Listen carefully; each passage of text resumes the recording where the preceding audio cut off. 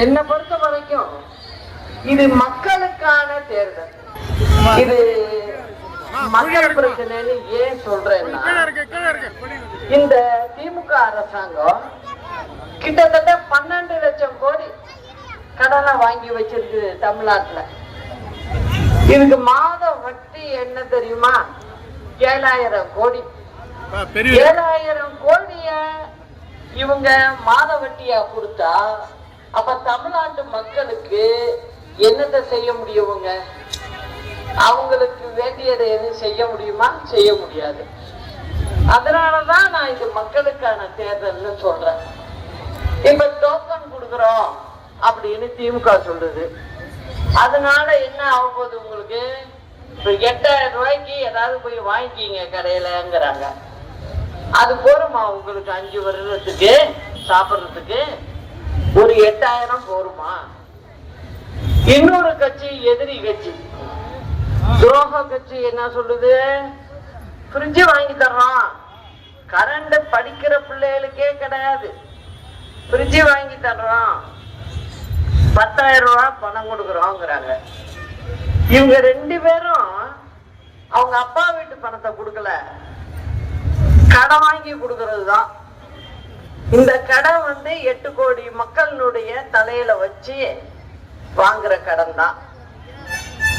இப்ப கணக்கு பாத்தீங்கன்னா 12 லட்சம் கோடிக்கு ஒரு வீட்டுல ஒருத்தருக்கு மேல 2 லட்சம் கடன் இருக்கு. நாளைக்கு உங்க வீட்டுல ஒரு குழந்தை பிறந்தாலும் அந்த புள்ள 2 லட்சம் கடனோட தான் பிறக்குது. அதான் உண்மை. இந்த மாதிரி ஒரு ஆட்சி தேவையான்னு மக்கள் நினைக்கணுங்கிறதுக்காக தான் நான் இந்த தேர்தலை மக்களுக்கான தேர்தல் சொல்றேன். அதனாலதான் நான் இப்ப ஒரு 15 நாளா எல்லா இடத்துலயும் வாக்கு கேட்டுக்கிட்டு வந்துகிட்டு இருக்கேன். கிராம பகுதிகள்ல எல்லாம் மக்களை பாக்குறேன். எல்லாரும் சொல்றாங்க எங்களுக்கு தண்ணியே கிடைக்கல, குடி தண்ணி அப்படிங்கிறாங்க. இங்கேயும் காட்பாடியிலையும் அதே கதை தான். ஆனா அண்ணன் துரைமுருகன் அவர்கள் தொடர்ந்து இங்க எம்எல்ஏவா இருக்காரு. அதுவும் தண்ணி எல்லாம் கொடுக்கறதுக்கு அவர்கிட்டதான் அந்த பொறுப்பு, மந்திரி பொறுப்பே இருக்கு. ஏதாவது தண்ணி அவர் தொகுதிக்கு கொடுத்துருக்காரான்னு பார்த்தா இல்ல. வர்ற வழியில அவர் தொகுதியில உள்ளவங்களே சொல்றாங்க தண்ணி வரல, தண்ணி இல்ல, ரொம்ப கஷ்டப்படுறோன்னு. திருப்பியும் அண்ணன் இங்க நிக்கிறாரு.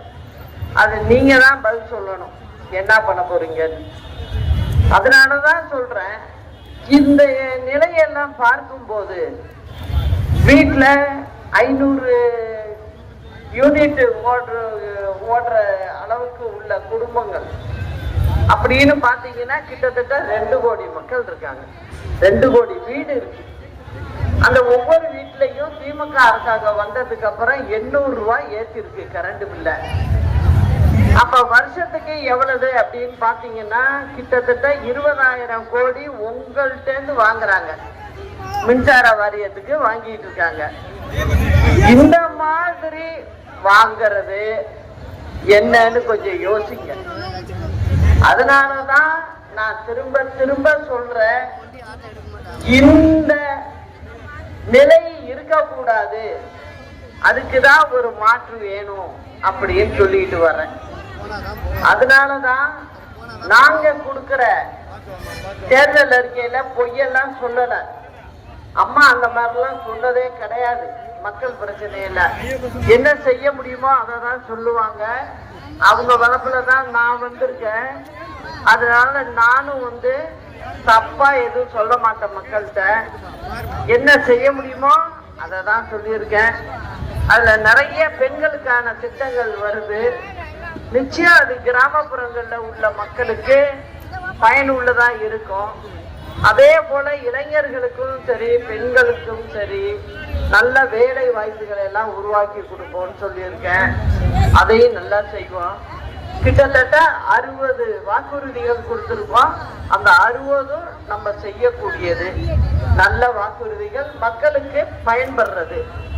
அதை செய்யறதுக்கும் பாத்தீங்கன்னா எப்படி இவ்வளவு கடன் வாங்கி வச்சிருக்காங்க, எப்படி நம்ம செய்வோம் அப்படிங்கறத ரொம்ப யோசிச்சு பார்த்துதான் இதை செஞ்சிருக்கோம். முக்கியம் கரண்ட்ல நிறைய தப்பு நடக்குது மின்சாரத்துறையில. அதை ஒழுங்குபடுத்தினா நம்ம இதெல்லாம் செய்ய முடியும் மக்களுக்கு. அதே போல பாத்தீங்கன்னா டாஸ்மாக்ல ரொம்ப ரொம்ப ரொம்ப தப்பு நடக்குது, அதையும் சரி பண்ணணும். அது மட்டும் இல்ல, இன்னொன்னும் சொல்லியிருக்கோம், பெண்களுக்கு 100% பாதுகாப்பை நம்ம கொடுப்போம் அப்படின்னு சொல்லியிருக்கோம்.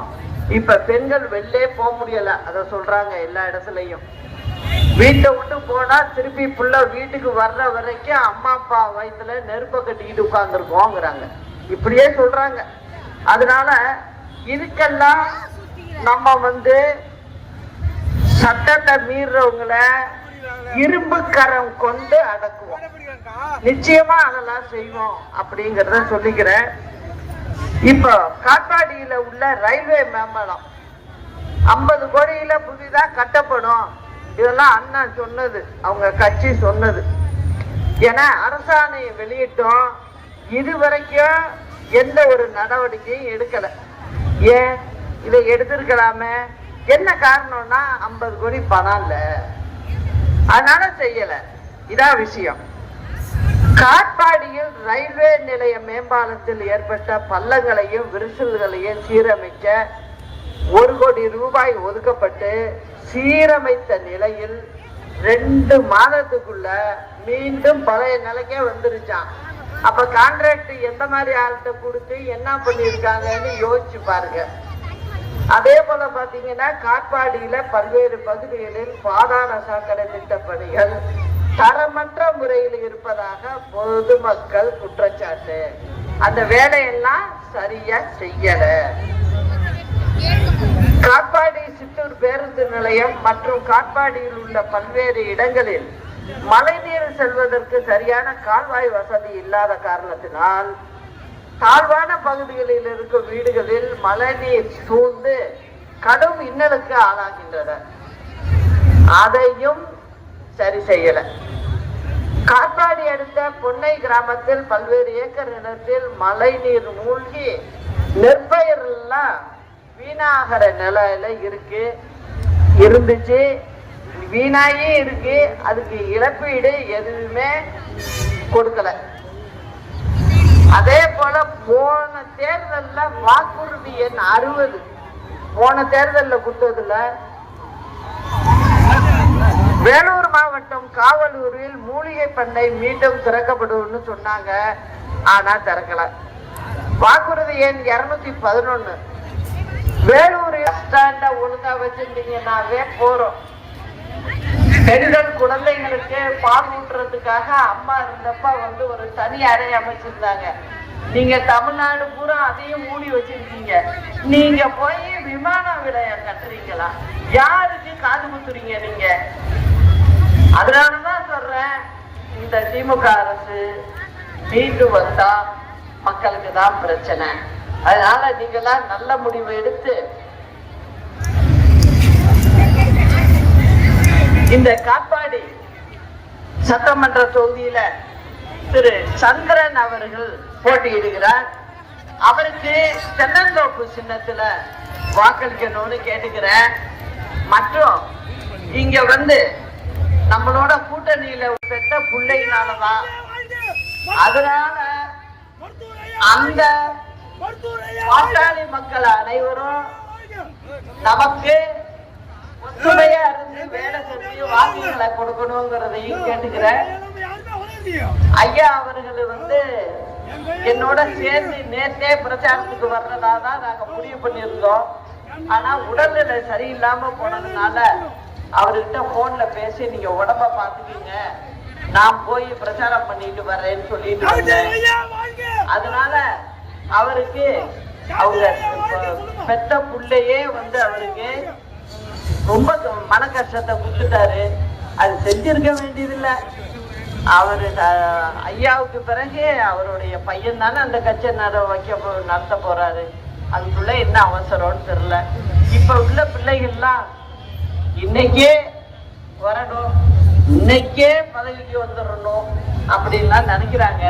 முதல்ல மக்கள் பணியை நல்லா செய்யணும். யாரும் அப்படி மக்களால நம்ம உயர்ந்து போய் மேலிடத்துல உட்காரணுமே தவிர, அது மக்களுக்காக செய்யணுமே தவிர அவசரப்படக்கூடாது அப்படிங்கிறதையும் நான் சொல்லிக்கிறேன். இப்போ நீங்க இந்த காட்பாடி தொகுதியில பெரியவர் சந்திரன் அவர்கள் இங்க வேட்பாளராக நிற்கிறாரு. அவருக்கு நீங்க தென்னந்தோப்பு சின்னத்துல வாக்களிச்சு மகத்தான வெற்றி பெற வைக்கணும்னு அன்போடு எல்லாத்தையும் கேட்டுக்கிட்டு பொதுமக்கள்கிட்டையும் கேட்டுக்கிறேன். நிச்சயமா ஒரு நல்ல ஆட்சியை கொடுப்போங்கிறதையும் சொல்லிக்கிறேன். நாளை நமதே, வெற்றி நமதே. அண்ணா நாம வாழ்க, புரட்சி தலைவர் நாம வாழ்க, புரட்சி தலைவி அம்மா நாம வாழ்க. நன்றி, வணக்கம்.